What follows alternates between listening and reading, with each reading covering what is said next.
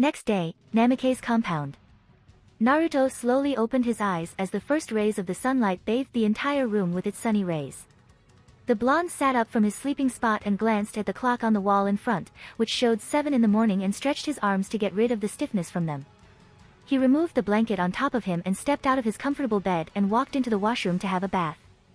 An hour later, Naruto could be seen walking downstairs wearing a gray t-shirt with the Uchiha clan symbol on his back and black ANBU pants. He had black sandals on and was wearing black gloves. As he walked down towards the kitchen, he saw his Tuchan and Jiraiya already sitting on the table having breakfast. It had been a while since he had seen his Aji-chan. Even though Jiraiya was not an active shinobi of Konoha anymore, his job was far too important for him to be staying within the village. The last 2 years had made Naruto see Jiraiya in a different light. The old man had helped Naruto grow immensely in various aspects. He may be a super pervert, but the man was an experienced, wise, and a strong shinobi. Incredibly strong. He still shivered thinking of how much his body hurt after all those taijutsu exercises with him. There were times when he would return home with various scrapes and bruises all over his body. If not for his potent chakra which provided him advanced healing powers, he doubted he could have continued that sort of brutal physical training with the Sannin given his age. His smile faded slightly as he remembered the promise he made to himself a while back when he overheard Jiraiya and Fukasaku talk. Flashback 1 year ago. For the last couple of months, Naruto and Jiraiya had worked intensively on their ability to harness senjutsu chakra.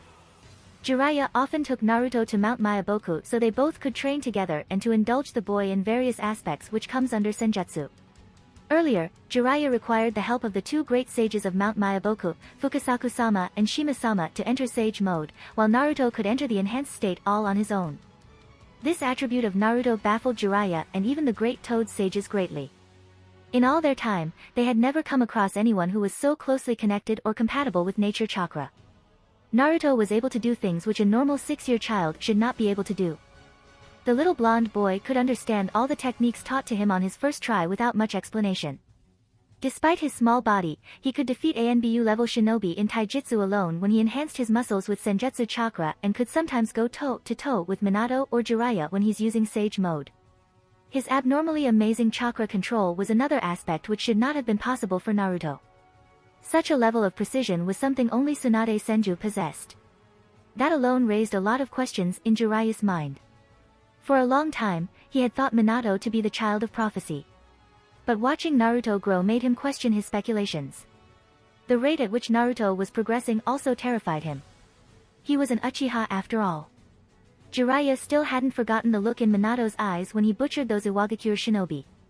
He knew by the time that Naruto grew past the age of 15 or even 12 for that matter, his powers would be comparable to even gods. That thought alone sent shivers down his spine at times. What were the boy's limits? Did he have any? Eventually, it began to make more and more sense to him. Naruto was incredibly mature for his age. Even though he acted his own age in front of Minato, he showed wisdom far beyond his age. He saw things from an adult's point of view and understand their concerns. While training in senjutsu, Naruto had discovered that he could enter the enhanced state instantly.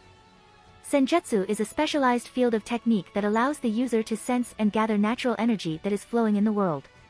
However, for Naruto, it's a completely different experience. He could feel the energy flowing within the world as if it was a natural practice to him.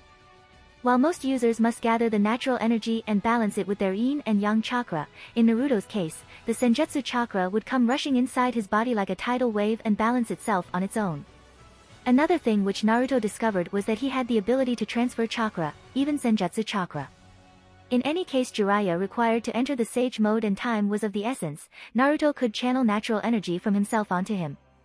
So, all Jiraiya had to do was balance the natural energy with his spiritual, yin, and physical, yang, chakra.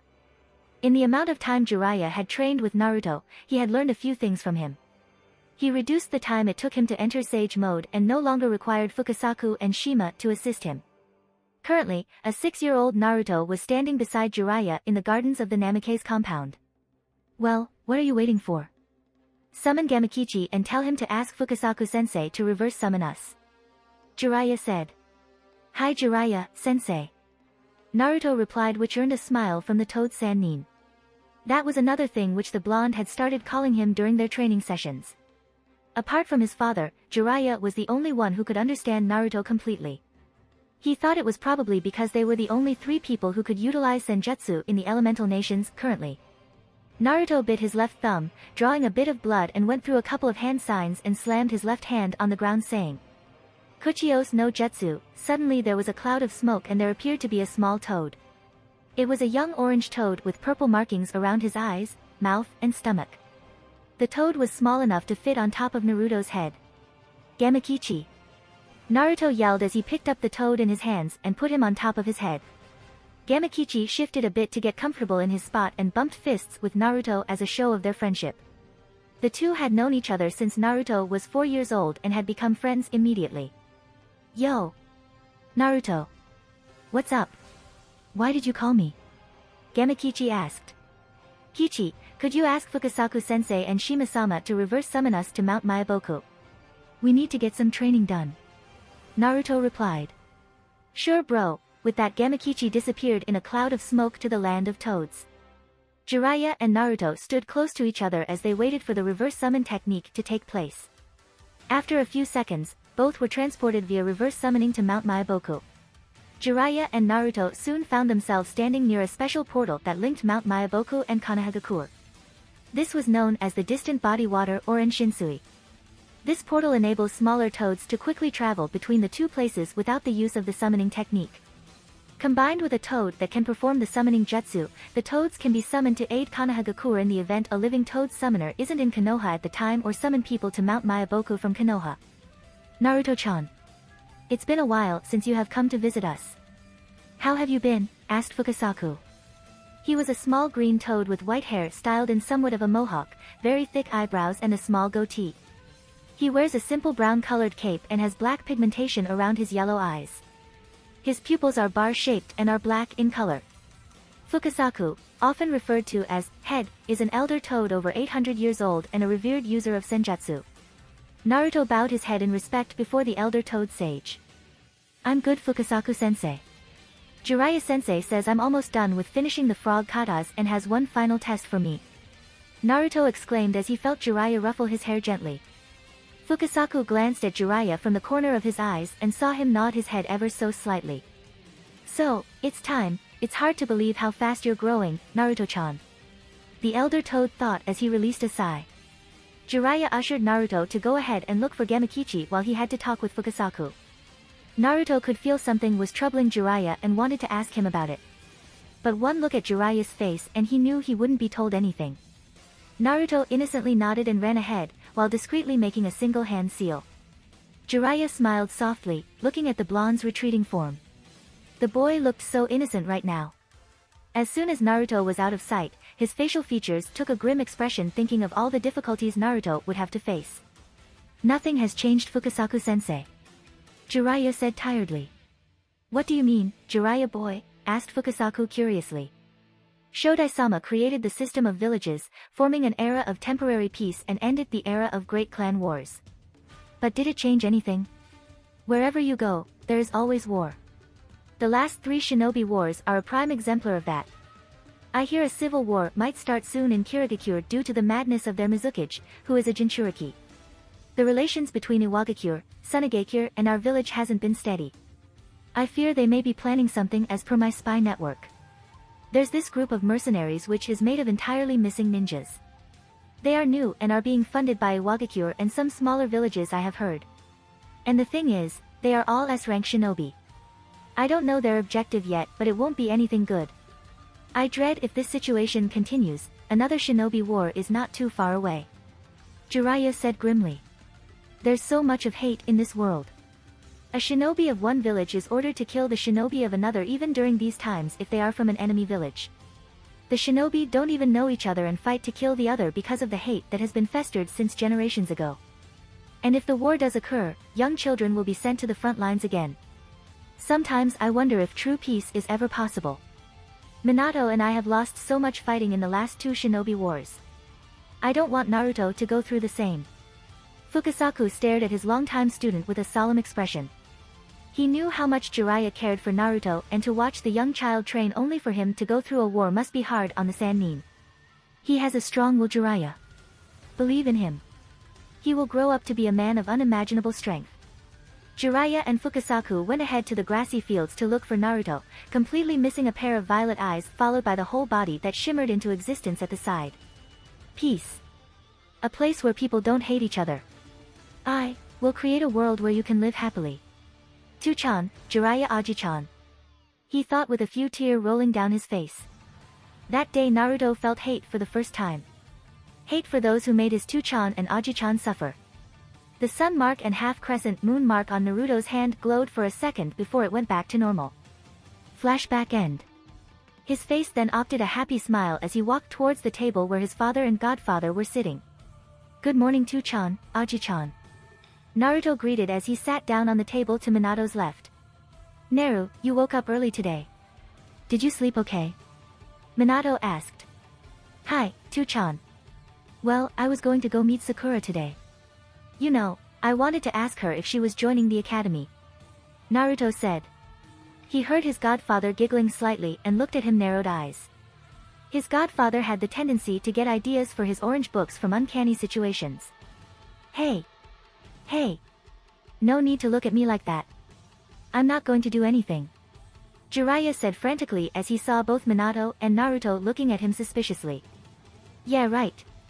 First chance you get to see me hanging out with her, you will start scribbling ideas in your notepad for your smut. Naruto said nonchalantly as he filled his cup with some milk. Minato had to stifle a laughter upon hearing that.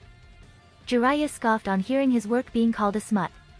I will let you know that my book sales are great and a lot of people tend to enjoy the literature in it. Yeah, only the lonely and single people read those books of yours. Naruto said. There were still times when Naruto had nightmares, remembering the descriptive words in the book he read. Minato laughed seeing a pout on Jiraiya's face. Soon enough everyone started to laugh seeing Jiraiya's predicament. Naruto smiled inwardly, feeling the jovial and carefree emotion radiating from his Two-chan and Aji-chan. I wish everything always stays like this. Naruto thought. It was around an hour later that everyone got up from the table after the satisfying breakfast and went off to do their work. Jiraiya had to leave the village again for a while to gather further information regarding the situation in Iwagakure and the civil war that recently started in Kirigakure that had divided the village into two fractions, rebels and the resistance. The war was allegedly started by the Yondaime Mizukage of Kirigakure, the Jinchuriki of the Three Tails, Sanbai. The man was leading a war to purge the bloodline users from Mizu. It was said that he thought them to be too dangerous and their blood had been tainted due to their Kekei Genkai. Thus, he decided to kill his own people. Thousands of innocent people had already been slaughtered and this was only the beginning of the genocide. Minato had gone to the Hokage's office to finish off the remaining paperwork he had and some of the council meetings he had to attend regarding their upcoming treaty talks with Sunagakure. Seeing as he did not have much to do today, Naruto decided to complete his morning routine of physical exercises and head off to meet Sakura sometime after and then train on the west side of the village as usual. Late afternoon, Shimatsu no Tani, Valley of the End. The Valley of the End serves as a monumental place for the shinobi of Konohagakure no Sato. This was the land where their Shodai Hokage, Hashirama Senju, fought the fallen Uchiha clan leader, Madara Uchiha, stopping him from destroying the Hidden Leaf. That is what majority of the population were led to believe of Madara's intentions. The destructive power displayed in the epic battle left a scar in the earth that is today known as the Valley of End. The waterfall serves as the border between Land of Fire and Land of Sound. The valley was later memorialized with two giant statues of the main combatants, Hashirama Senju on the Land of Fire's side of the waterfall and Madara Uchiha on the opposite to symbolize his defection from the village. The statues are posed to make the traditional shinobi sparring seal of confrontation, which is protocol before a duel. A young boy around the age of 7 standing at a height of 4 feet and 1 inches could be seen standing on top of Hashirama Senju's head. He had been waiting around the area for the past few hours to meet with the team that would be executing tonight's mission. From first glance, one might think the boy was an ANBU because of the mask he was wearing over his face and his style of clothing. However, the strange thing about the mask was that it was completely blank and white in color, with a kanji of Na at the top right corner of the mask. This signified that he was a root ANBU agent. Half an hour later a group of 3 shinobi could be seen emerging from the forests behind the statue of Madara Uchiha. They quickly crossed the lake and were now standing in front of their informant/assistant. The leader looked at the boy standing in front of him and was surprised a boy so young was an ANBU agent. Who are you, boy? We are the roots that protect the village from the shadows. replied the boy, gaining a nod from the team's leader. The ANBU handed the leader a folder, who looked at the ANBU with narrowed eyes. There is no need to look at me with suspicion. The folder contains the information regarding the boy.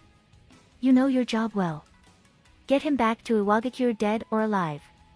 If you keep your deal, our master will be willing to cooperate with Tsuchikage-sama, said the root agent in a monotone voice. TCH, don't tell me how to do my job, kid. That bastard's son will be dead tonight, said the leader irritatingly. Do not fail the mission, were the ANBU's last words before he disappeared in a shunshin. Let's rest here for a few minutes. Tonight, Iwagakure shall their revenge against the Kiroi Senko, the leader ordered. Late evening, Kanahagakure no Sato. The whole day went by either training or studying scrolls inside the Namikaze compound for Naruto. His father was still busy within the Hokage office and Itachi, Kakashi and Shisui were all away on missions. The only other person who Naruto considered his close friend in the village was Sakura. So, here he was now outside, looking for her. Naruto was silently walking towards the playground with his hands in pockets of his new kimono. It was a windy night and Naruto was wearing a maroon-colored kimono over his gray t-shirt and black-colored pants.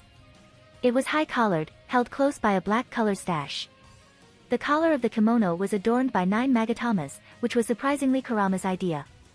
Loner, commented Kyubi, seeing Naruto's current predicament. Hey! No one asked you okay and I'm not a loner. I'm a very astute child, who likes indulging in decent conversations.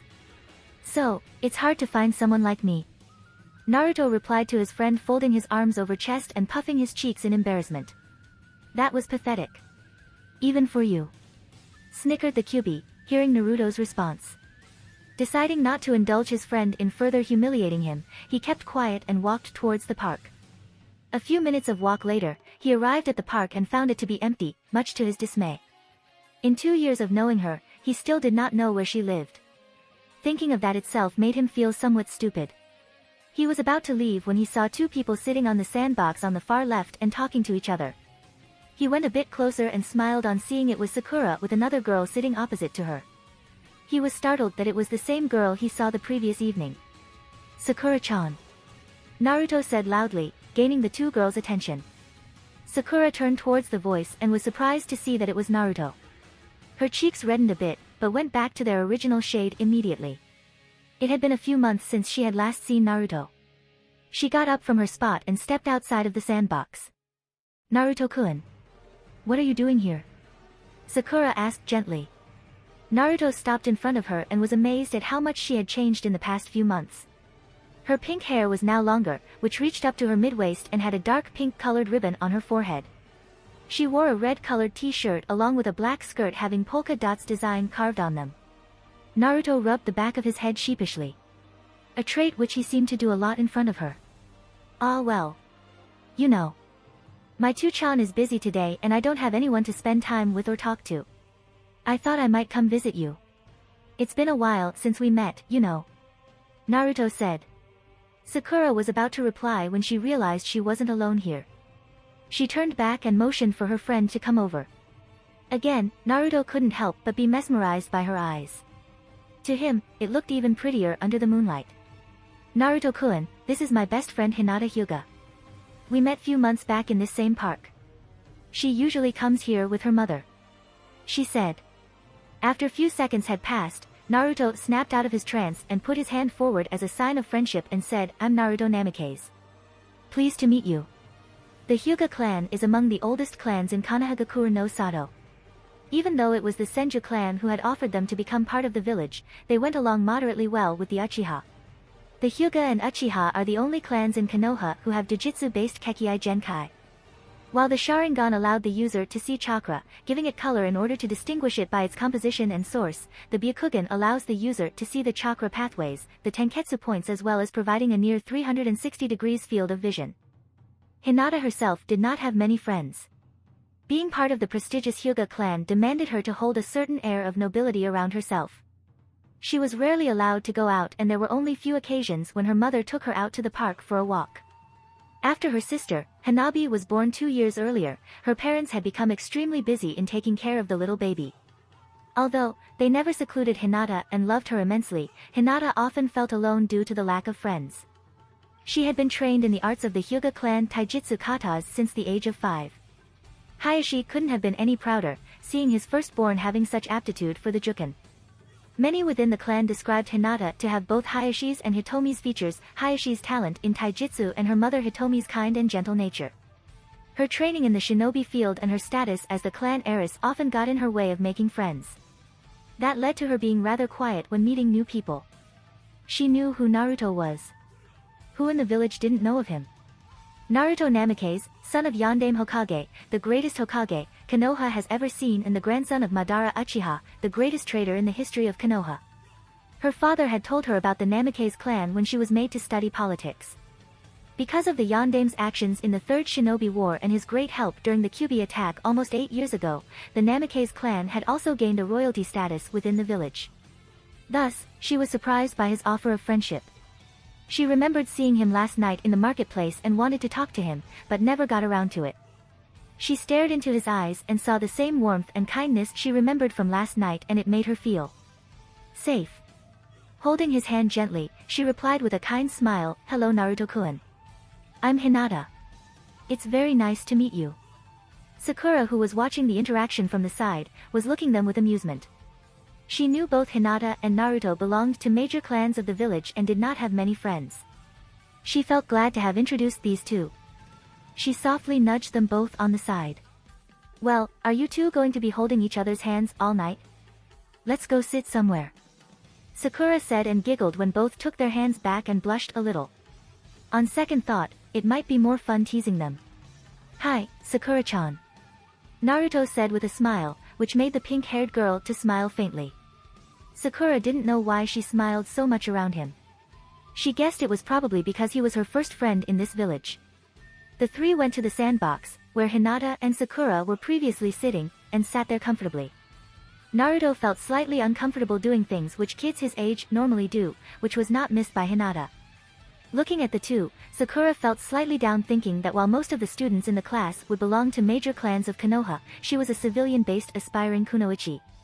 It was a fact that most of the children belonging to clans were given specialized training of some sort before they are made to enter the academy. Although Sakura's parents were ninja, they were only active chunin during the Third Shinobi World War and had retired after that. She knew while she was smart, she did not have any experience in hand-to-hand combat. "Are you joining the academy, Sakura-chan?" Naruto asked. "Aha. I will be joining this September. My parents told me that several other clan heirs and heiress will be joining," replied Sakura. However, both Naruto and Hinata could see that she looked somewhat troubled. "Sakura-chan, you seem a bit upset. Has anything happened?" Hinata asked as she rested her hand on shoulder. Naruto smiled at seeing the look of genuine concern on Hinata's face. No. It's nothing," Sakura said as a few tears rolled down her cheeks. Hinata immediately engulfed her in a hug and ran her hand on her back soothingly. Jiraiya had once told Naruto that he was probably the foremost censor in the shinobi world now. Combined with his senjutsu abilities, Naruto could exactly feel one's emotions in their heart. It was an extremely significant compliment made by someone who had witnessed the Naidaime Hokage in battle. Closing his eyes momentarily, Naruto focused his senses on the pink-haired girl and allowed the waves of emotions to enter his mind. Insecurity. Timidity. Approval of friends. Naruto understood the reasons behind her troubles. The girl did not believe in herself. She considered herself less important compared to others and did not think she could reach out to her dreams. He opened his eyes and frowned, seeing her sad. He never liked seeing anyone close to him upset. He too rested his hand on her other shoulder and gave it a gentle squeeze. "You will be a great kunoichi one day, Sakura-chan. I believe in you," Naruto said with a kind smile. Sakura's eyes widened on hearing Naruto's words. No one, apart from her parents and Hinata, had ever told that they believed in her. She shut her eyes and thanked the gods for giving her such caring and understanding friends. She saw Naruto gesturing her to come towards him with his left hand. As she moved closer to him, Naruto poked her on the forehead lightly and laughed when he saw her pout. "Why do you always do that, Naruto-kun?" asked Sakura as she rubbed the spot. "Because it's fun, Sakura-chan," he said simply. It wasn't anything paramount, neither was it said in a striking manner. Just the fact that he understood her and made her laugh was enough for her. Sakura wiped the tears off her face with her hands and sat down beside Hinata. She looked at her only two friends and smiled inwardly. I hope everything always stays like this. Hinata, who had now broken the hug from Sakura, sat in her place neatly. She saw the interaction between the two and wondered if she'll be ever close to anyone that way. Hinata-chan, you two will be joining academy, won't you? It would be fun if all of us are together. Meeting different people and making new friends. Won't it? Sakura asked cheerfully. Naruto and Hinata wondered how she had a complete change in behavior in a split second, but gave no further thoughts to it. Hi. I will be joining the Shinobi Academy this summer. My two-san's been training me in our family taijutsu and making me do some physical exercises to better prepare me for the shinobi world. Hinata said politely. Before any one of them could continue their conversations, Naruto heard multiple shuriken coming towards them from their left and right side at a fast pace. Reacting quickly, he yelled at Hinata and Sakura to jump back immediately, and he, himself, jumped a few meters back. Not even a few seconds later, the sandbox where they were previously sitting was bombarded with at least 18 or 20 shuriken from both directions. There was dust everywhere in the area, which blinded Naruto, Sakura and Hinata momentarily. As the dust started to clear in the next few seconds, two people jumped out of the ground from behind Sakura and Hinata and grabbed them by their hands and tied them with ninja wire. The two girls gave out a loud shout. But before they could scream any longer, their mouths were stuffed with cloth. Upon hearing the shout, Naruto immediately turned to look towards Sakura and froze on his spot. There were two identical shinobi behind each of them, holding a kunai to their throats. He looked to his left and right and saw two more shinobi standing there, with their hands resting on their kunai pouch. He sensed another shinobi behind himself and cursed himself for not being able to sense any of them earlier. A small black mouse under a nearby tree turned to ink and splattered over the ground, sending the necessary information to the caster of the jutsu. Don't even think about moving from your position, Namikaze, Naruto heard the voice coming from behind. He slowly and carefully turned behind to look at the person speaking. The shinobi was wearing a black cloak. It was quite dark and it made it hard for Naruto to see his face clearly. However, the shinobi looked rather tall and had a Iwagakure headband. Judging from their chakra, they are probably Jounin level, and those holding Sakura and Hinata are mostly Doton Bunshin, seeing as they emerged from the ground and their low chakra reserves. Naruto thought as his mind thought of a way to get out of this situation. Why would Iwagakure shinobi come? To-chan. Naruto realized. Schooling his features vaguely, he asked the shinobi, what do you want with me? Oh, you know. A lot of people were killed by your dear father during the Third Shinobi War. It would only be fair if his only child was killed by an Iwagakure shinobi. Both Minato Namikaze and Madara Uchiha had killed a lot of our shinobi in the past. There are a lot of people in our village who would readily give anything to see you dead. Killing you would be justice, said the man with a twisted smile on his face, as he took out two kunai out from his pouch. He then sunshined in front of his Doton Bunshinswo were holding Hinata and Sakura in place. Naruto's heart faltered when he gazed into Hinata's and Sakura's eyes. Fear. Apprehension. Dread. So many emotions pouring out of them in abundance. He himself was a little alarmed. But he knew, one wrong move on his side and the two girls would be dead. I can't let them die. Naruto trembled a little at that thought. He couldn't let that happen. Sakura was the only other kid his age he was close friends with. He couldn't lose her. And Hinata, he may not have known Hinata for very long, but Naruto knew the girl had a gentle and kind soul.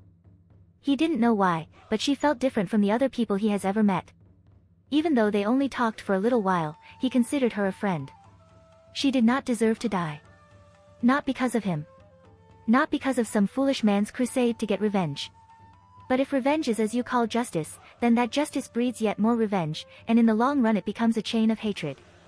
Even if you somehow kill me tonight, all it's going to start is another war between our villages. Naruto argued. Naruto looked back at Hinata and Sakura, and saw them panic as the IWA shinobi stepped right in front of them. Do not hurt them. Naruto asked. Is this your first time seeing someone close to you on the verge of death, child? Asked the same shinobi again, as he turned to face the blonde boy. Naruto just averted his eyes and stared at the ground as he clenched his fists. Why? Why are you doing this? What will you gain by killing them? He asked again. His violet eyes stared into the shinobi's eyes to search for any meaning behind his actions. But all he found was emptiness, anger, and hatred. He could hear the muffled screams from Hinata and Sakura. Yet, he couldn't do anything to help them. Sakura and Hinata kept struggling to free themselves from the holds of the ninja wire. But every time they tried, the wire around their hands would get tightened. The leader of the team looked at the young Namikaze's eyes and saw a hint of desperation. It reminded him of the time when he saw his parents' and friends' lifeless bodies for the first time. The desperation that makes one cling to the hope that the reality will change any minute. It never did for him, and he would make sure that the Namikaze suffered the same fate. I see. My name is Itten. My father was a mere chunin in our village. I will honestly say, he was an average shinobi. But he always took care of me. Gave me everything I needed. My mother was an academy teacher. She was a great woman. But do you know what happened to them? Do you know how they died? Asked Itten softly as he looked up at the dark sky. Naruto shut his eyes as he couldn't bear to look at Itten anymore. He had a feeling as to what he was going to say. But he did not want to hear it. They were killed by your bastard father, the Kiroi Senko. Yelled Itten. They were butchered, along with several of their friends. Several of my friends who were sent to the front lines. Thousands of our shinobi were killed by him. Again, Naruto didn't have a reply to that. He knew Konohagakure had mainly won the Third Shinobi War because of Iwagakure's defeat against his father. But he never told him in details what he did to make their village come out victorious. Naruto understood now why he did not, or rather could not. What type of father would he be? Tell his only child that he butchered thousands of Iwagakure shinobi for the sake of his village. Because of his orders from superiors. Because that was the only way to make the rock shinobi back out from the war.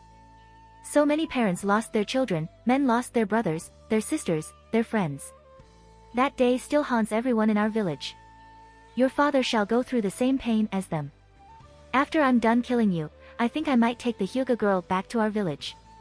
A pair of Byakugan would be invaluable indeed, and may be of use later on. Said Itten sickly, as he traced his index finger along Hinata's neck. Hinata had tears falling from her eyes upon being touched like that. She didn't know what to do. She felt so afraid.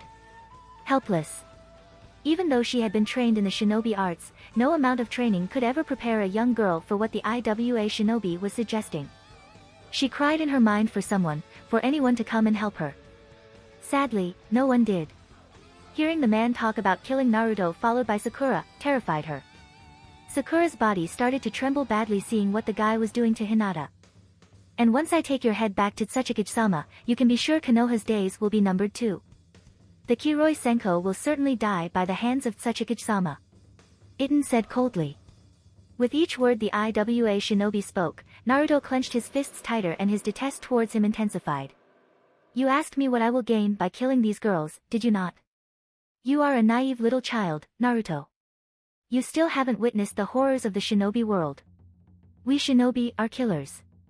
If you do not know the same pain as another, you can never truly understand them. Itten said as he now pressed his kunai a little deeper into Hinata's neck, drawing a little blood. Hinata cried in pain as she saw her blood dripping. Do you hate me now? He asked impassively, staring at the blonde with his arms folded over his chest. This time there was no abhorrence in his voice. A mere question asked for the sake of his satisfaction. Many of Konoha's shinobi were also killed during the last Shinobi World War by IWA. Whatever my father did was to protect the village and those he loved. Whatever any Konoha shinobi did during the war was to protect those they love against the enemy. Konoha is not a village made of buildings. Love, peace, camaraderie, and most of all the will of fire that is present in each of us Konoha citizens, these are the very essence of Konoha. Naruto said with closed eyes as he could feel how calm the village was at this very moment. Despite of his current predicament, he always felt a sense of relief knowing his family, his village is safe. Ignorant child. There can never be true peace in this cursed ninja world. True peace is nothing but an illusion. Itten spat out. The two shinobi standing on either sides of Naruto looked at Itten warily. They were aware of how devastated he was when he heard the news of his parents' and friends' deaths. Even they were saddened on hearing the news. But they never showed such animosity openly, not against innocent children at least. But looking at the blonde Namikaze, they did not feel a hint of remorse for what they set out to do. Minato Namikaze and Madara Uchiha were both hated in the Rock Village. For they knew, both had forsaken their humanity and butchered thousands of people of their village. And knowing that the boy before them was their descendant, made him a threat in their eyes. There is no point in overthinking anything, young Namikaze. Come with us without too much of trouble and we just might let the pink-haired girl go, he said somewhat smugly. So many different thoughts were racing through Naruto's mind as he looked down at the ground. Why is there so much hatred in the shinobi world? Can there ever be true peace? Can shinobi from different villages ever learn to trust one another? Will the endless killing in the shinobi world ever stop? What will it be, Namikaze? I don't have all night. 10 seconds, otherwise the pink one dies here. To prove his point, Itten pointed his kunai straight at Sakura's jugular vein. Naruto's face portrayed no emotions as his mind became clouded by those views. His eyes hardened as he resolved himself. He couldn't, no, he can't lose his father. He loved him the most. He was his world after all. He looked at Sakura and Hinata briefly and knew, he couldn't lose them either. They were his friends. His only friends. He would do what was needed to protect those he cared about. He could feel his chakra flowing into his eyes, and at that moment his eyes glowed red. Itten saw the kid move his head up slowly and looked at him straight in the eyes, which made him take a step backward involuntarily. He composed himself right after. Staring into those eyes, Itten realized he had never seen such cold eyes in one so young before. The Sharingan. The eye that reflects the heart. It is said that when a wielder of the Sharingan Kekkai Genkai experiences powerful emotions regarding a person precious to them, their brain releases a special form of chakra that affects the optic nerves, transforming the eyes into Sharingan.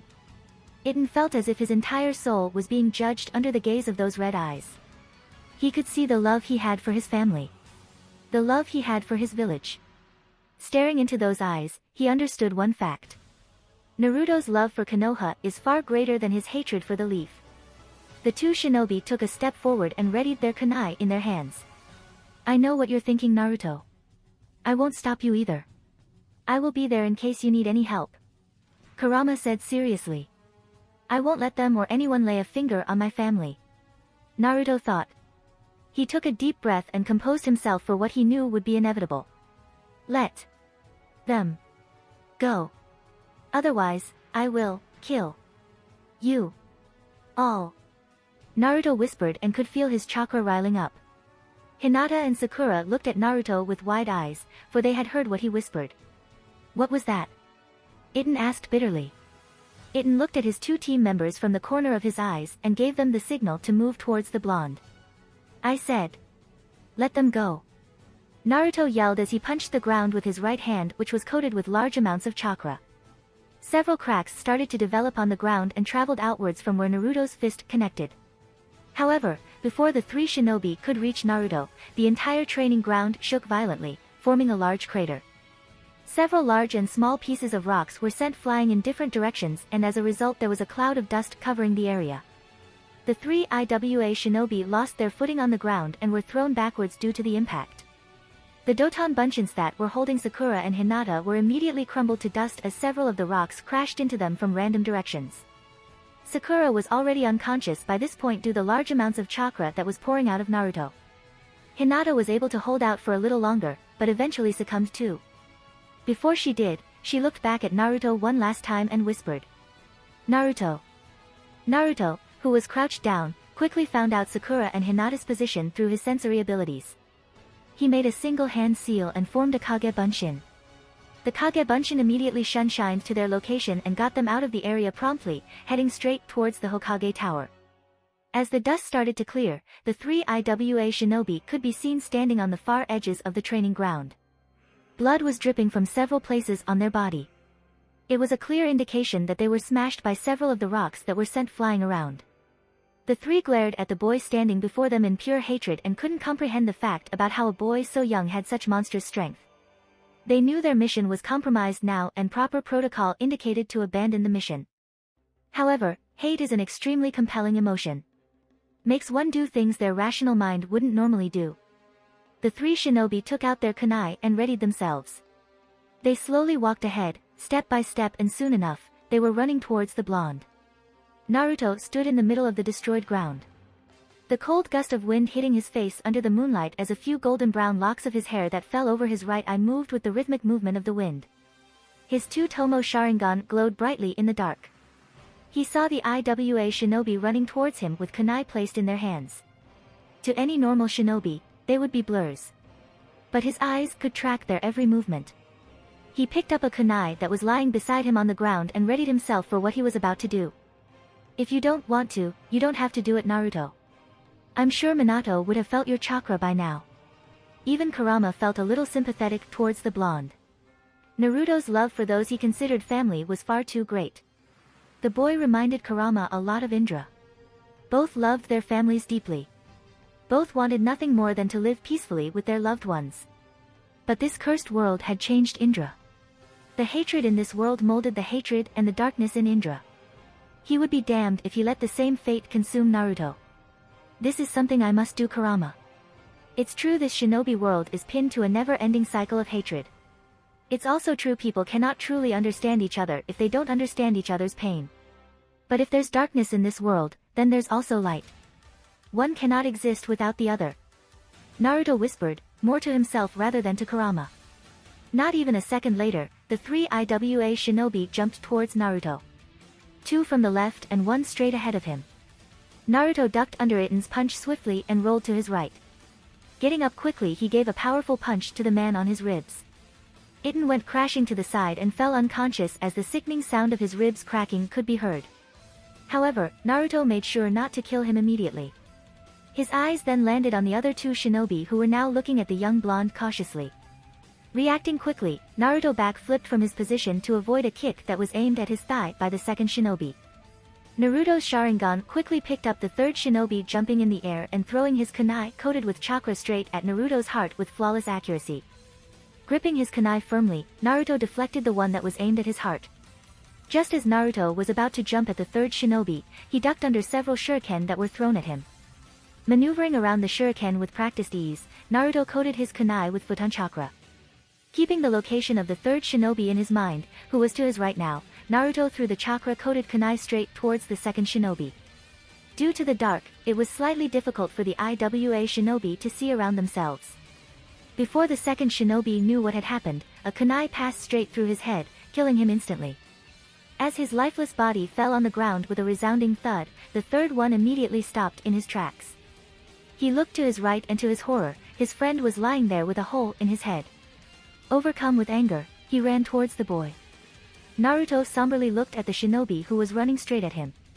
He slowly touched his cheek and found a few tears to be rolling down. He didn't even know when he had started crying. As the shinobi was mere inches away from him, Naruto swatted away his sloppy attempt to thrust the kunai with his right hand. Sidestepping him quickly, Naruto made a single hand seal. Behind Naruto, the water in the atmosphere condensed, forming several needle-like water bullets. As the shinobi turned to face Naruto, his eyes widened at his imminent death. Suidan no Jutsu, water release, water bullet technique, whispered Naruto as he simply pointed his finger towards the terrified shinobi. A painful scream was made by the man, his eyes becoming wide as saucers before closing for the last time as he too fell dead on the ground as the water bullets tore through his body in various places, splattering his blood everywhere. The last thing the IWA shinobi saw was the remorse in the glowing Sharingan eyes. A few splashes of blood fell on Naruto, but either he didn't notice them or was too shocked at what he had done. Naruto slumped down on the ground as he sobbed looking at what he had done. Not even a few minutes later, 3 people landed near the clearing and their eyes widened at the scene in front of them. 2 shinobi lying dead on the ground. One with a hole through his head and another with various holes in several parts of his body with water around him, indicating the usage of senjutsu. They looked around carefully and found the third shinobi lying there unconscious. Their eyes then moved to the form the young boy who was sobbing silently with his eyes closed. The blood dripping from his face and onto the ground, forming a small puddle. Naruto did not even notice when someone laid a hand on his left shoulder gently, and brought him into a tight embrace. Shoo. It's alright, Naru. Don't worry. I'm here now. 4 months later. Almost 4 months had passed since the intended attack on Naruto and many people's lives had changed undesirably. The populace of Konoha had become aware of the attack and the news had spread swiftly amongst everyone. The revelation that the Hokage's son, Naruto Namikaze, killed 2 Jounin-level shinobi and incapacitated another while saving a civilian girl and the Hyuga clan heiress had become the talk of the town within the village. Several of the villagers who glared at the young boy because of the demon in him changed their views of him upon learning of his actions. The news of Naruto's actions had spread to other villages as well, despite Minato trying to keep it hidden. The relations between Konoha and Iwagakure had further deteriorated after the event. Konoha had closed off all their trade routes within Amigakure and Kusagakure, the only 2 viable paths for the rock shinobi to get to Hai no Kuni, Fire Nation. The fact that a village was willing to send their own shinobi to another for the assassination of Akage's family during these times had caused tension between the villages. The temporary peace which had settled over the elemental nations after the Third Shinobi War looked fragile and the slightest of friction between the villages had the possibility of igniting another war. However, the only solace for Minato among all this disarray was that neither Kirigakure nor Sunagakure were ready for another war, either financially or in terms of their military assets. The rumors of an uprising within Kirigakure had made the other nations steer away from the water country and cut off all business trades with them. Despite appearing moderately well to the other great 4 nations in the elemental nations, Sunagakure had started to struggle in the past few years financially. The Land of Wind's daimyo started outsourcing missions previously given to Sunagakure to Konoha instead. The Yondaime Kazekage began selling gold dust to try to make up for the loss of funding.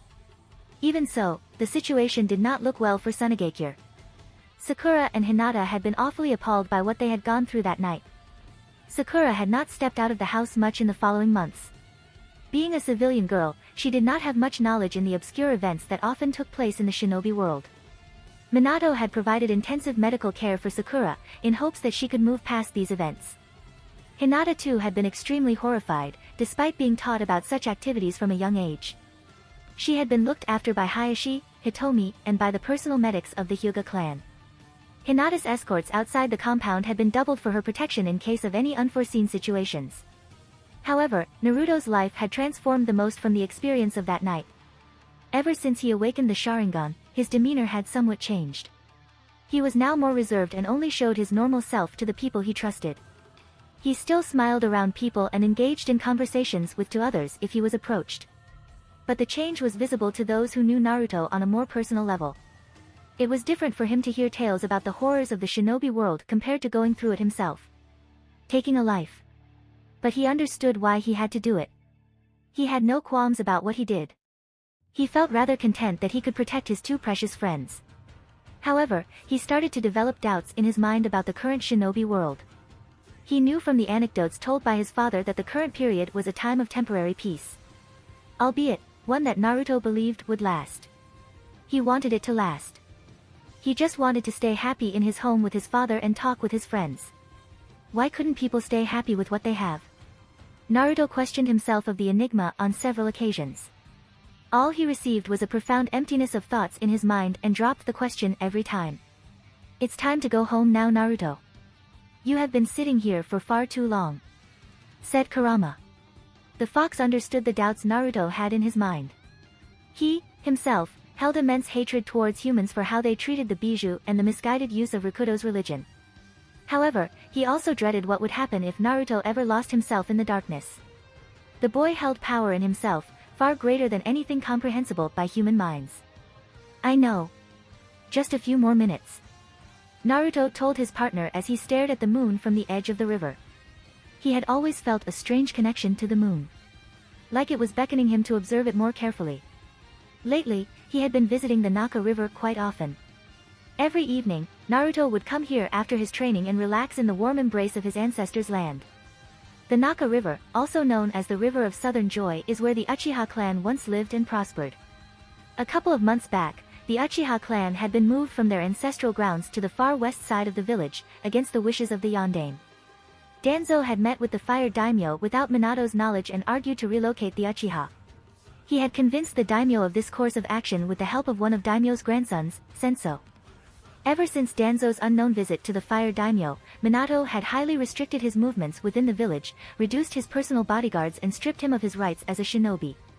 He knew he could not take further actions against Danzo right now, as it may lead to a revolt within the village. Danzo had highly objected to Minato's decisions and had said that he had no hand in it, but was threatened by Minato to be put in a high-security prison. Minato knew he had every reason to put the old warhawk in prison or just kill him, but he was still useful to Konoha. He may be a conniving old man who wished for Konoha to rule over everyone else, but he wished for Konoha's safety. So, Minato had decided to keep him in play for as long as he didn't pose any outward threat to Konoha. Even though the Uchiha were given the reason as property enhancement within several of the clan compounds for their relocation, the Uchiha clan were aware of the fact of why they were relocated. Even almost 8 years after the Grizzly Night, they were still suspected behind the Kyuubi attack. The fact that the Uchiha can control the Bijou with their Sharingan and were nowhere to be seen during the attack did not bode well with their case. You say that every time, Naruto. You should go home. You're starting the academy tomorrow. You should stop thinking about those shinobis, Naruto. Replied the Kyuubi as he sighed. I know, Kurama. I'm trying. Naruto thought calmly. He got up from the ground and wiped his shirt of the grass that stuck to it. As he turned around to walk up the steep ground, his eyes landed on Sasuke, who was walking all alone. Judging from the minor burnt scratches on his face, Naruto presumed he must have been training to perform the jutsu for the coming of age rite, which every member of the clan must go through to be able to wear the Uchiha clan symbol on their back. Sasuke saw Naruto stare at him calmly and it vexed him somewhat. They both were of the same age, but the difference in their skill was far too vast. Flashback 2 months ago, Sasuke was practicing a Katan jutsu on the edge of the Naka River. He had been pestering his father to teach him the Katan, Gokyaku no Jutsu for a few weeks now. He knew Itachi could perform the jutsu when he was only 6 years old. Sasuke had noticed how his father looked at Itachi, like he was the only one that mattered. He had asked Itachi on several occasions to teach him, but he always received the same answer. Forgive me, Sasuke. Maybe next time. Today, his father had finally agreed to teach him the Katan jutsu and he was extremely delighted. Sasuke, are you listening? Fugaku asked sternly. He had been so lost in his thoughts that he didn't notice his father speak. He gave a sheepish grin and shook his head. Listen to me intently. I'm not going to repeat myself again. Fugaku said. After receiving a silent nod, Fugaku went on to explain the fundamentals of the basics regarding the simple Katan jutsu. Just as Fugaku was about to show Sasuke the hand seals to perform the jutsu, he felt a presence of chakra behind him. He turned behind to find Naruto standing there with a smile and a note in his hand. Naruto, what brings you here? Fugaku asked politely. Naruto bowed before the man, to show his respect to the Uchiha clan leader. Fugaku-sama, Tuchan wishes to speak to you regarding an important matter. Naruto replied as he handed the letter to Fugaku. Taking the letter from the young blonde, Fugaku went through the contents of the letter cautiously. His face became serious as he finished reading it and put the letter inside one of his pockets. He was about to leave when he remembered about Sasuke. He turned back to face his son and saw him ideally standing there. He knew he did not give much attention to Sasuke compared to Itachi and did feel guilty about it. But the situation within the Uchiha clan was getting grave with every passing minute and most of his time passed in thinking of a way out of the mess the elders in the clan were suggesting regarding their course of action about their future in the village. Sasuke, do you want to learn the jutsu today? Fugaku asked. Hi To-san. Sasuke said eagerly. Closing his eyes for a second, he turned back to Naruto and asked him to come forward. Naruto, would you help Sasuke in teaching the Katan jutsu? You know which one I'm talking about. Requested Fugaku. Having already felt what the man was feeling, Naruto accepted gladly as he had nothing much to do right now. He figured he could also become friends with Sasuke while they were training together. But, To-san. You said you would teach me the jutsu. How can he even perform the jutsu? We both are the same age. Sasuke argued childishly. Fugaku sighed as he heard his youngest son's words. While Itachi was calm and collected, Sasuke was more prone to act on his emotions. Feeling slightly irked that his abilities were being doubted, Naruto walked to the edge of the Naka River, gaining Sasuke's and Fugaku's attention. Making the Tora hand seal, he kneaded Katan chakra into his lungs and said, Katan, Gokyaku no Jutsu, fire style, fireball jutsu, breathing a large ball of fire towards the lake. Due to the extreme heat of the fireball, much of the water got evaporated in the process. Sasuke's eyes widened on seeing Naruto execute the technique perfectly. He turned to his father and saw the same look on his face he had when he was with Itachi. It made him frown. Satisfied with his work, Naruto turned around to look at Sasuke. I can perform the jutsu perfectly, Sasuke. If you wish, I could help you in learning it. We could become friends also, you know. Naruto said kindly. Deciding to let the two kids settle their argument, Fugaku sunshined to the Namikaze compound to speak with Minato. Sasuke had his arms folded over his chest and a small frown on his face as he saw his father disappear in a swirl of leaves. He had seen several ninjas perform the technique and found it to be intriguing. So, what do you say, Sasuke? Naruto asked again as he extended his right hand forward. Glaring at the blonde, Sasuke puffed his cheeks and walked away, intent on returning to his home and looking for Itachi. Confused by Sasuke's demeanor, Naruto shrugged his shoulders, looked to his left in the corner of the trees once and sunshine to his house. In the corner of the trees stood Itachi as he stared at the spot where Naruto and Sasuke once stood. You didn't have to turn out like this, foolish little brother. Flashback end. The entire Uchiha clan knew how gifted Naruto was and Sasuke envied him for that. Naruto was the youngest within the Uchiha clan to have a fully matured Sharingan. Sasuke, too, wished to be proficient enough to be noticed. To be something in his brother's eyes, for his father to be proud of him. He glared at Naruto for a few seconds and walked away without a word. Seeing as he did not have anything else to do, Naruto walked to his home so he could rest for tomorrow. Next morning. The following day Naruto woke up groggily to the ringing of his alarm. Last night after he got home, Naruto had a decent dinner with his father and went off to his room to immerse himself into his books till late night. Naruto had found a little interest in Fuinjutsu which led him to learning a bit on the rare shinobi art. He knew he couldn't hope to be as elegant as his father in the art, but he wished to be proficient enough in it. These were some of the recent interests which Naruto had delved into. He realized that being only strong was not good enough in the shinobi world. He was aware he was excessively strong. But if he wasn't smart enough to understand a situation he was in, where his power alone could not help him out, he would be as useless as a rookie, which ironically, he was, in terms of experience. Getting up from his bed, he walked to the washroom to fresh himself up. A half an hour later, Naruto exited, after having a bath. He was a little anxious about today. He did not have many friends of his own age group apart from Sakura and Hinata. He briefly wondered how the other children in his class would be. Deciding not to put too much thought into it right now, he dressed himself quickly and went downstairs to meet his father. He wore his usual gray t-shirt and black pants accompanied with his black gloves. He had decided to wear his maroon-colored kimono tied with a black sash around his waist today which had the Uchiha clan symbol at the back. Getting downstairs, Naruto saw his father sitting on the dining table going through a few papers. He had a cup beside him, which Naruto guessed was coffee. A smile formed on his face seeing his father so busy with his work. Even though he was the Hokage, he always found time for him and never made him feel alone. "Tu-chan. Hurry up. We have to go to the academy in a few minutes," Naruto said as he walked towards the table and sat beside his father. Minato smiled watching his son, dressed up for his first day at academy. He knew there wasn't anything much Naruto would learn which he doesn't already know.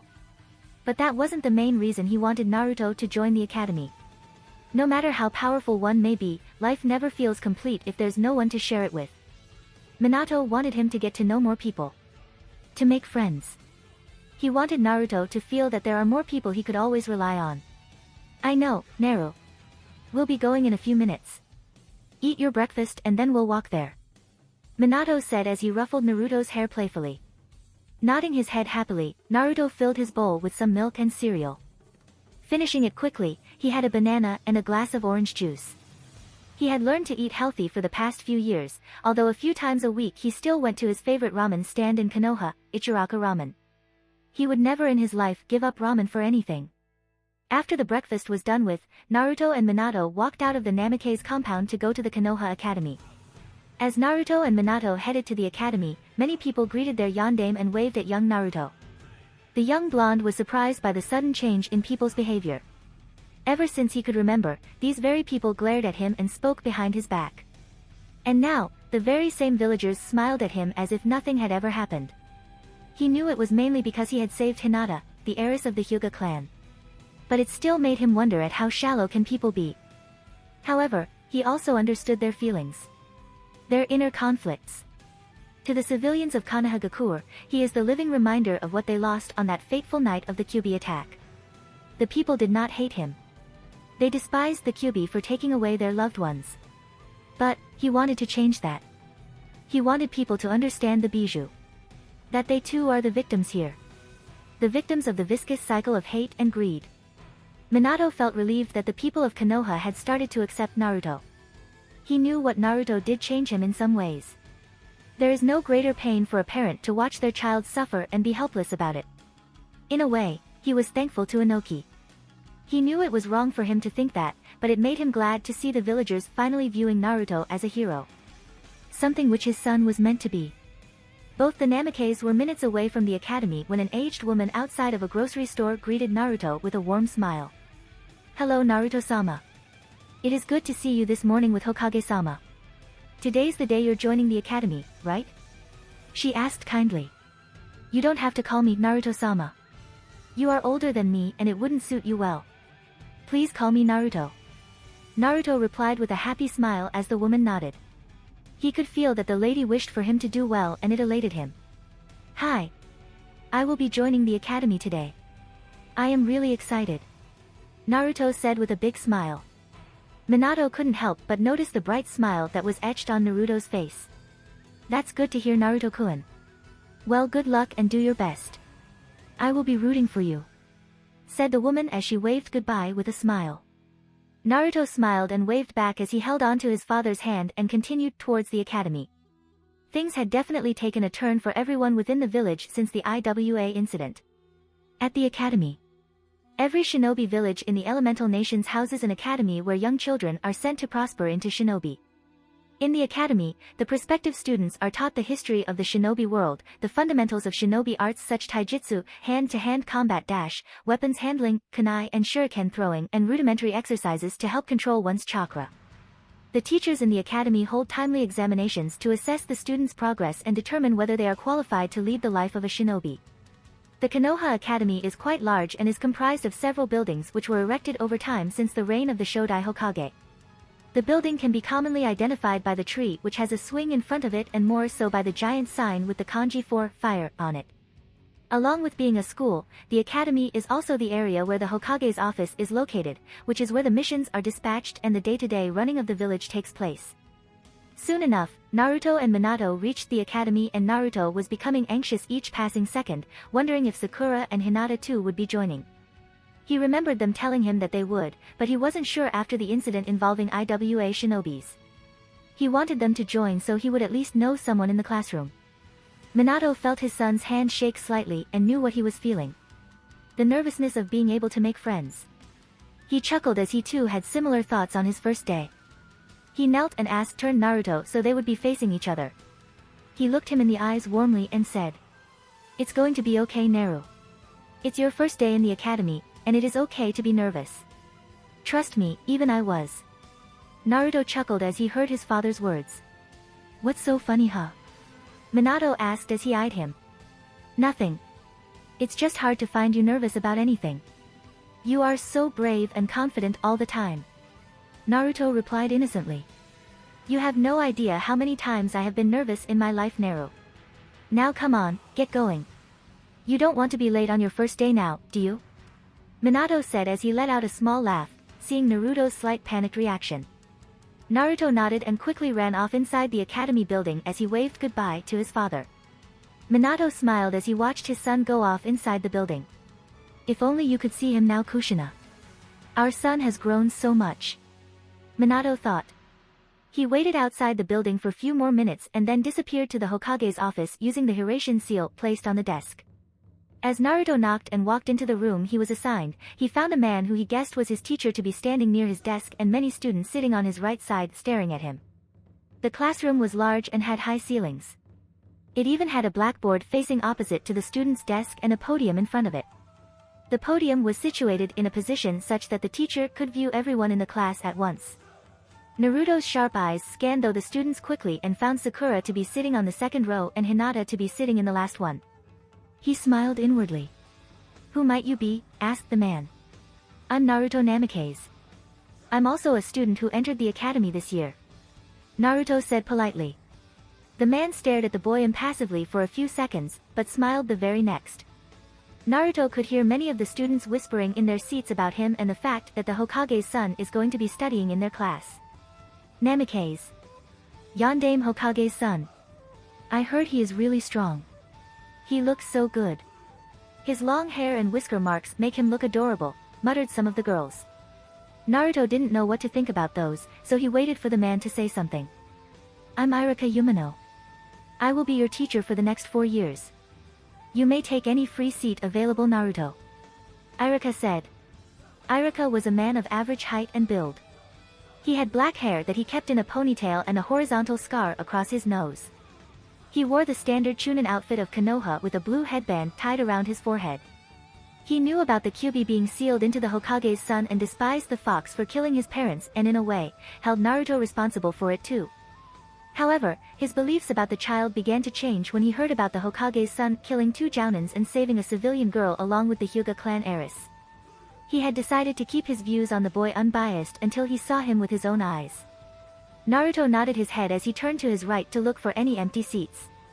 He saw many of the girls looking at him strangely and felt slightly uneasy. He quickly found an empty seat on the far right in the last row and quickly walked up there and took his seat. Looking to his right, Naruto found a strange boy. He had short black hair and black eyes in contrast to his translucent-looking pale skin. His face showed no signs of emotion and he looked to be staring at Iruka blankly. Getting a feel of his chakra, Naruto was shocked, as it felt to be troubled. Deep down within the boy, Naruto felt the boy held a lot of pain. I'm Naruto, said the blonde as he extended his hand to the boy. The boy in question looked at Naruto for a good while impassively. He was surprised by Naruto's actions and wondered why the Hokage's son would want anything to do with him. However, none of that surprise was displayed on his face. It was as plain as a blank canvas. Sigh, said the boy as he held Naruto's hand. Naruto smiled faintly at the thought of making new friend. Seeing as everyone had taken their seats, Iruka viewed everyone in his class with a critical eye. This would be first time that so many clan heirs are present in one class. Not to mention the clan heirs of the Uchiha, Hyuga, and Namikaze clans. The 3 most influential clans within Konoha. This will be an interesting class. Iruka thought. Alright class, as you already know, my name is Iruka Umino. You may call me Iruka-sensei. I will be your teacher for the next 4 years. Another teacher, Mizuki, will also be assisting me with teaching you. Since today's only our first class, we will begin with some history lessons and then move on to taijutsu lessons outside. After that, we will begin with theory on chakra. Iruka announced. So, he began with the history of Konohagakure no Sato, accounting the tales of Shodai Hokage and how the village was formed. Even though Naruto knew this part extremely well, he listened to it intently. Some of the students groaned at the fact of learning history lessons, claiming it to be uncool. Again, Naruto seemed confused at other students' behavior. He had always been taught that history was an important part for any shinobi to know and he loved the subject. It was also a significant task for a shinobi to know the history of any area that they would be traveling to for their missions. After an hour had passed, Naruto looked around the class and found many of the students to be uninterested in what Iruka was saying. He saw a boy with pineapple-shaped hair to be sleeping, while another chubby boy was eating a bag of chips without a care in the world. He found the sight to be hilarious and had to hold in his laughter.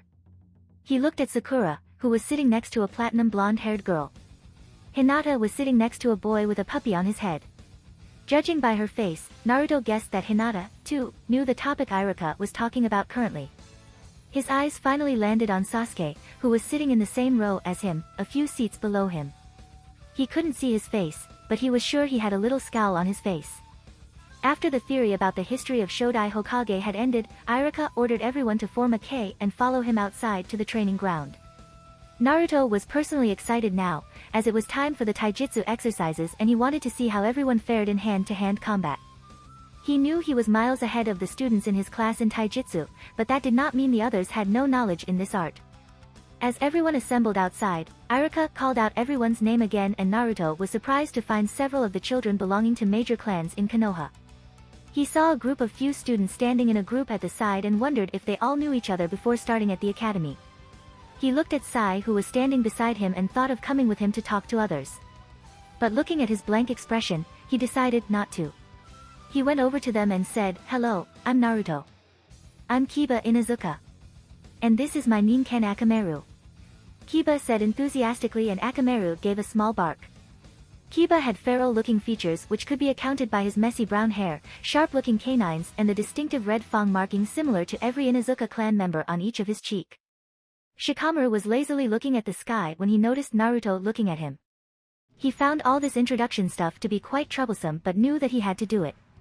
Similar to most members of the Nara clan, Shikamaru was born with an exceptional mind. Despite being portrayed as lazy, he noticed and understood things which could often be missed by normal eyes or minds. He had narrow brown eyes and a typical expression which indicated that he was bored. He had shoulder-length black hair, which he kept tied in a ponytail. Shikamaru Nara. It's nice to meet you. Shikamaru said with a yawn, rather lazily. This made Naruto wonder if the boy was interested in anything. I'm Choji Akimichi. Naruto heard the chubby boy say, who was continuously munching on his chips. Like any other Akimichi, Choji had a rotund build and markings on his cheeks in the form of swirls. He had spiky brown hair that sticks upwards. Shino Aburame, said Shino quietly. Sporting the same look as the rest of his clan, Shino wore dark sunglasses and a sea green jacket with high upturned collar.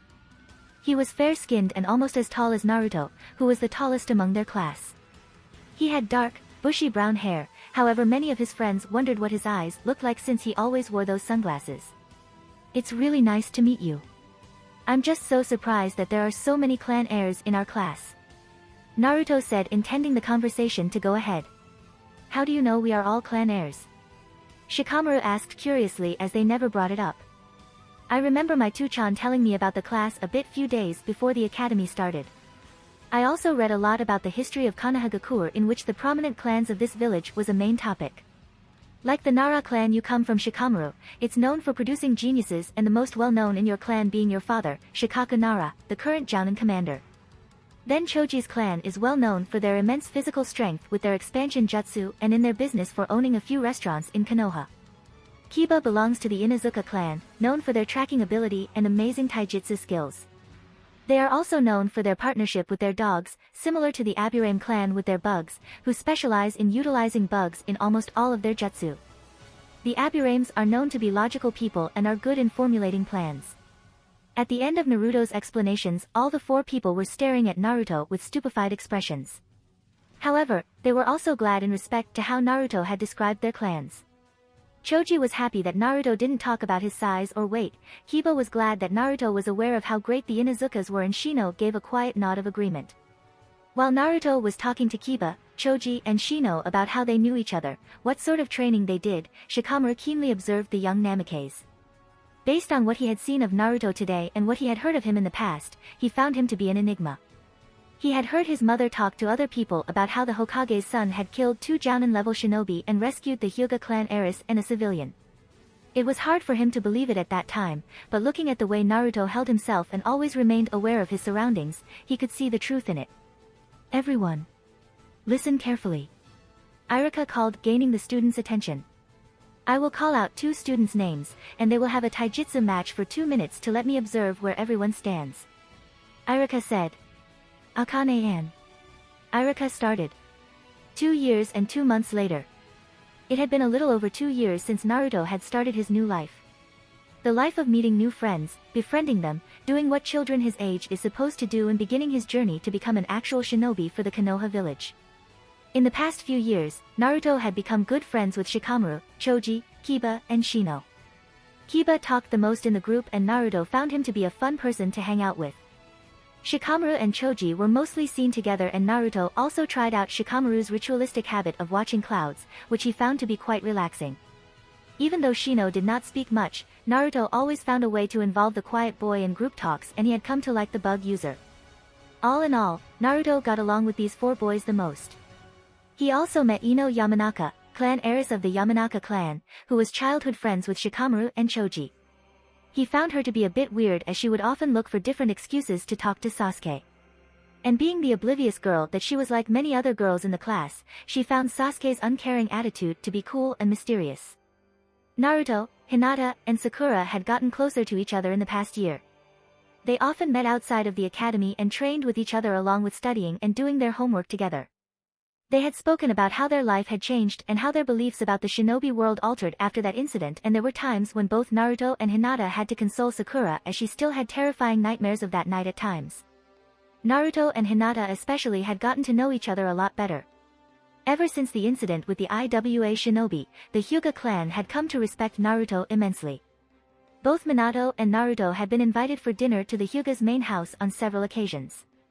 During class, Naruto mostly sat with his two best friends, which seemed to draw the glares from several other girls in the class, much to Naruto's confusion. Despite their close relationship with one another, Sakura had this uncomfortable feeling whenever she saw Naruto and Hinata so close. She didn't know what it was and didn't want to find out at the prospect of it hurting her or making her lose her friendship with Naruto and Hinata. When Naruto talked to his father about a few girls staring at him strangely, Minato laughed and ruffled his son's hair playfully while saying, "This is not something that even you can avoid, Naru."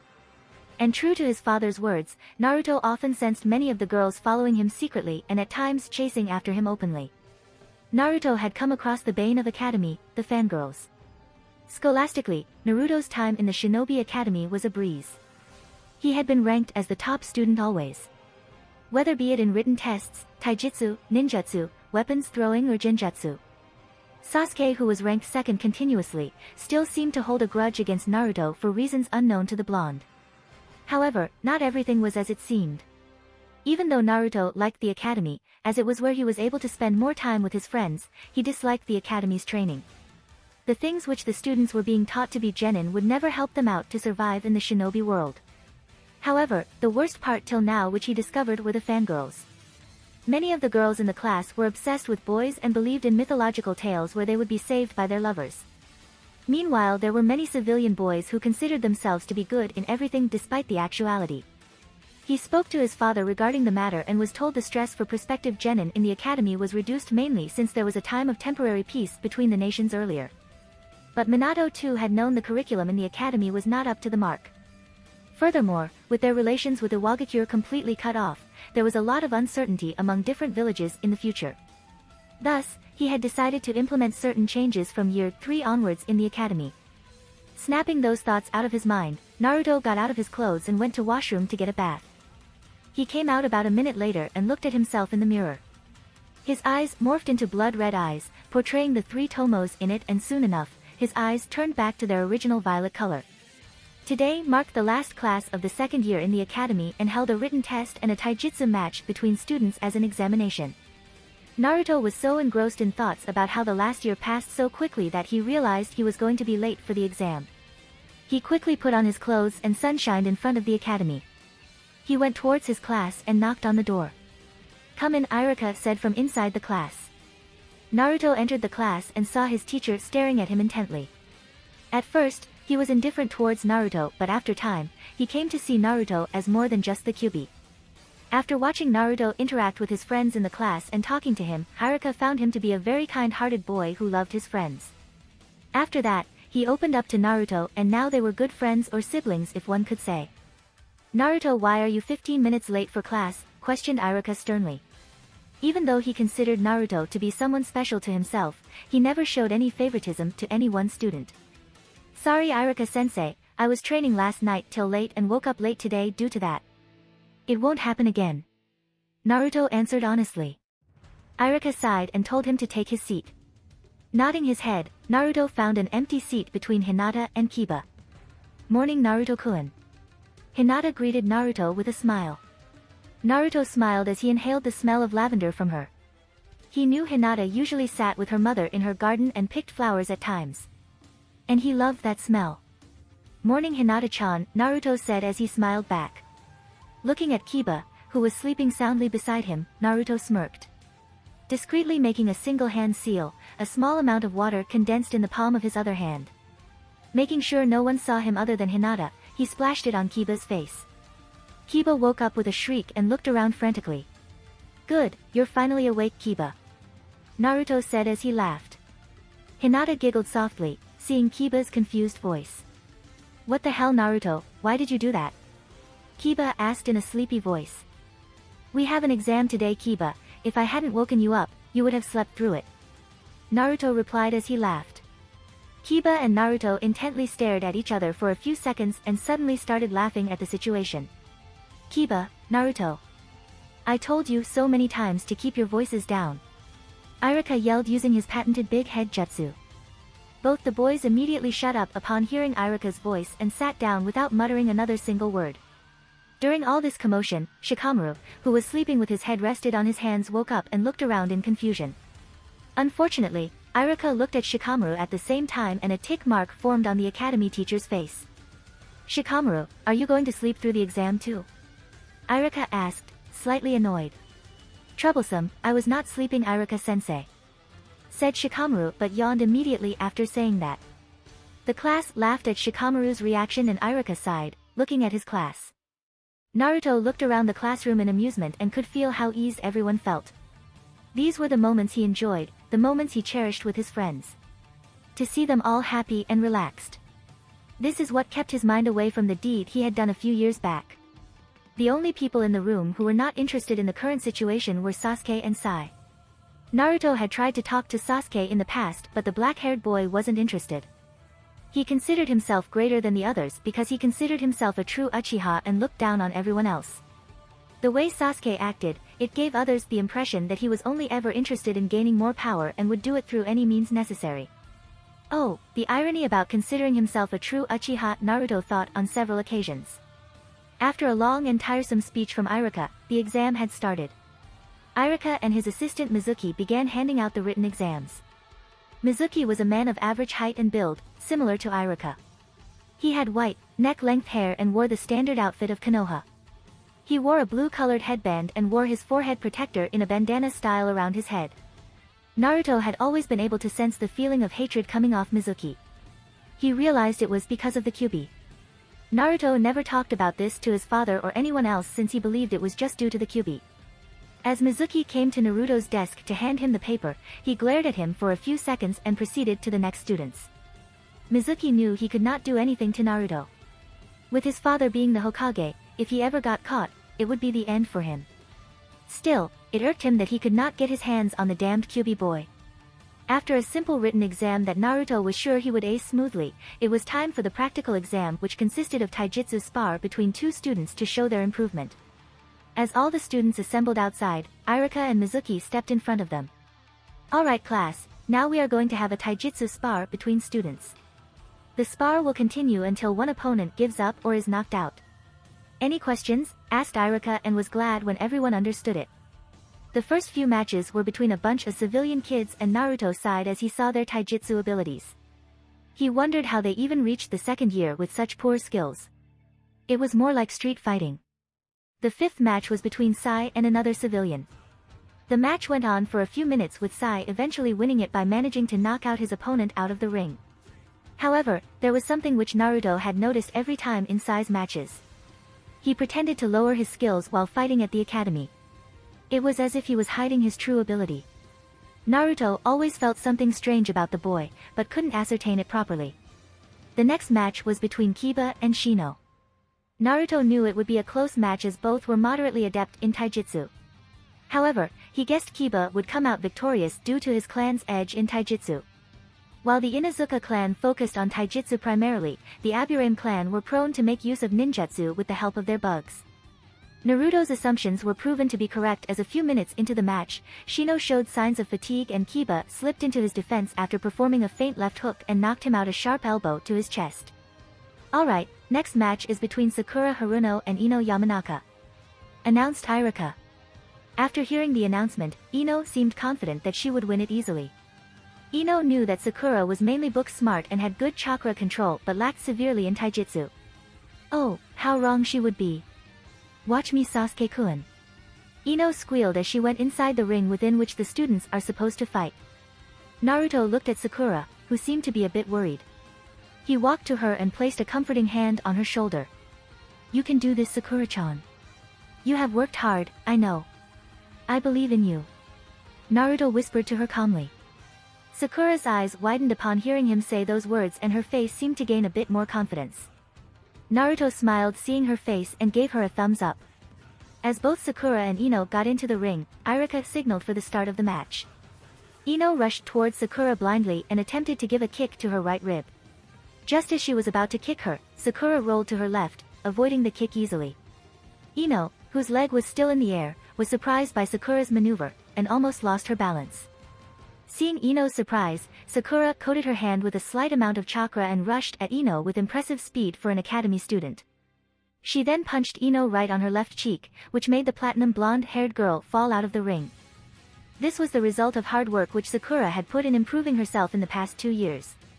After being released from school, she often trained with Naruto and Hinata and learned a lot from them. Naruto and Hinata had helped Sakura in improving her chakra control. Sakura, surprisingly, was a natural in controlling her chakra. She had learned the tree walking exercise in a single day and was able to walk up and down the tree with ease now. Even though the water walking exercise took some time for her, she was able to master it eventually. The entire crowd of students were shocked at seeing Sakura win the match with ease. Most of the time Sakura had a taijutsu spar with someone, she lacked confidence and would make a mistake or two. But she showed a flawless performance today. Way to go, Sakura-chan. Naruto cheered. Sakura blushed slightly as she heard Naruto cheer for him but hid it well. That was great, Sakura, yelled Kiba with Akamaru barking in agreement. Irika smiled at seeing his student improve dramatically and knew who it was that helped her. After Ino had been moved off the field and taken to the side, Irika had resumed the matches. The next match was between Hinata and another civilian girl. Naruto, who was standing next to her, squeezed Hinata's hand in a gentle manner discreetly. The two had a strange relationship. Naruto had developed a strong trust in her. It was strange for him too. From the moment he had seen her, she seemed different to him. She was kind and gentle while speaking, while fierce and beautiful in a spar. They did not speak much, but always knew what the other was thinking. Naruto shared things with her which he never shared with anyone. Not even his own father. Hinata smiled in response and went ahead for her match. The fight was completely one-sided, as Hinata had won the match with a few precise strikes of Juken to the civilian girl's body. The next match between Shikamaru and Choji was quite amusing for everyone. As soon as the two entered the ring, Shikamaru gave up after not moving for a couple of minutes, saying it was too troublesome to fight his best friend. Both were given a lecture by Irika which went on for minutes and many students snickered, watching the two. Today's last match will be between Naruto Namikaze and Sasuke Uchiha, said Irika. Almost everyone knew how the match would span out. Despite that, several of the girls, who believed themselves to be in love with Sasuke, cheered loudly for him. Oi Naruto, beat that team's ass, said Kiba. Good luck, Naruto-kun, Hinata said softly as she looked at him. She knew he would win. He always wins. To her, he was invincible. She knew how strong he was, she was aware of his darkest thoughts, secrets which children their age were not aware of, and she was glad he trusted her enough to share so much about him to her. In the past 2 years, the two had found several uncanny similarities with each other. The two often spent time together after training or studying with Sakura, which normally consisted of either sitting under a tree quietly or Naruto taking her to sit on the edge of Naka River. Unknowingly, they both enjoyed each other's presence. Shikamaru and Shino just nodded their heads, showing their support for Naruto. Both were smarter than most of the students in class and were aware Naruto was much more powerful than he let on in the academy. Naruto and Sasuke stood in front of each other waiting for Irika to signal the start of the match. Naruto seemed to be perfectly calm and relaxed while Sasuke seemed confident in himself. In the past 2 years, Sasuke had trained himself to the ground in many aspects of the shinobi arts, taijutsu, ninjutsu, shurikenjutsu, and genjutsu. He was even able to unlock his Sharingan and had progressed it to the 2nd level. He believed he could beat Naruto with the amount of work he had done. Irika gave the signal to start the match, but none of them moved from their positions. While Sasuke got into the stance of the Uchiha Interceptor Fist and activated his Sharingan, Naruto showed no signs of being surprised or intimidated. Meanwhile, several students in the arena gasped seeing Sasuke's Two-Tomo Sharingan. Naruto showed no reaction to any of the whispers in the crowd or the fact that Sasuke was currently glaring at him. His two-chan, Jiraiya Aji-chan and Kakashi had taught him that the best way to win a fight is to make sure you remain completely focused on your opponent and keep your emotions in check. Naruto already knew about Sasuke's Sharingan from Itachi during one of their training sessions. He knew Sasuke was strong now, but his arrogance was his weakest point, and that is just what he planned on exploiting. A few more minutes had passed and the two had yet to move. What's wrong, Dobe? Afraid to lose in front of your loser friends? You should stop hanging out with such people. You don't deserve to be an Uchiha, mocked Sasuke in hopes of getting a reaction from the blonde. Naruto's eyes hardened on hearing Sasuke berate his friends. If there was one thing which Naruto valued most, it was his friends. He could tolerate Sasuke's arrogant behavior, but putting down his friends was not something he could tolerate. You shouldn't have said that, Sasuke, thought Naruto. Before anyone could blink, Naruto disappeared from everyone's sight. Sasuke's eyes widened and he frantically looked around for him. However, the next thing Sasuke knew, he was elbowed on his left shoulder, which made him fall on the ground harshly. As he fell on the ground, he clutched his shoulder as the pain became too much for him. Naruto then picked him up by the collar and then punched him with good amount of strength. Enough to dislocate his jaw. Almost everyone watching the fight were stunned on seeing this side of Naruto. They had never seen the blonde defeat someone with this much cruelty. Naruto, what do you think you are doing? Stop cheating, yelled Ino. Everyone else just wondered what was wrong in that brain of hers. Shut up, Naruto said coldly as he turned to face Ino. Gone were the warm violet eyes and in its place, were the blood-red Sharingan with 3 tomos. Ino immediately shut up hearing Naruto's tone, which sent shivers down her spine. Naruto wasn't even leaking killing intent. But just one look in his eyes made her freeze in her spot. Hinata, who was quietly standing on the side, looked sadly at Naruto. She knew how close he considered his friends to be and the look in his eyes reflected that. Even if others couldn't read him properly, she understood him. Don't ignore me, damn it, yelled Sasuke as he got up weakly. He ran towards Naruto, ignoring the overwhelming pain in shoulder and jaw. Naruto swatted away his attempt at a weak punch easily and gave him a right hook to his jaw, which again sent him skidding a few feet back. Is that all? Asked Naruto, angry. Sasuke got up again on shaky legs and stared at the blonde furiously, all the while having a singular thought. Why am I so weak? All this anger, it's not good for you, Sasuke. You consider yourself above others just because you are an Uchiha. You have no idea of my true abilities. You don't know the meaning of true strength, and if you don't change your way of thinking, you will never become strong, said Naruto darkly. Okay. That's enough. The match is over, shouted Iruka, seeing that the situation was getting out of hand. Even he was shocked by seeing this side of Naruto.